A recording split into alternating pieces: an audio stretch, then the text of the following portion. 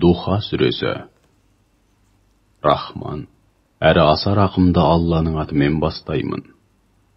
Күн көтеріліп, жарқыраған сәске уақытына серт. Қою қараңғылық қаптап, жым-жырт тыныштық орнаған шақта түнге серт.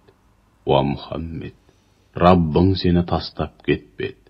Саған ренжіген де емес.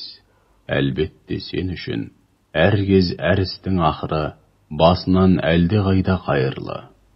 Шүбәсіз, Раббың саған көп жақсылық жасайтыны соншалық, сен оған және өзіңе жасаған әр жақсылығына дән риза боласың. Сөйтіп ақырында өзіңе тән разылық мәртебесіне жетесің. Ол сені жетім күйде тауып, пана болмады ма? Сені діннің үкімдерінен бейхабар күйде тауып, таңдаулы етіп, тура жолға салмады ма? Сені мұқтаж күйде тауып, мұң-мұқтажыңды өтеп, ешкімге кіріптар болмайтындай жағдайға келтірмеді ме? Ендеше, жетімді қамқоршысы жоқ, әлсіз екен деп ақысын жеуші болма, қорлама. Сондай-ақ өзіңе алақан жайып, қайыр сұрап келгенді кемсітіп қума.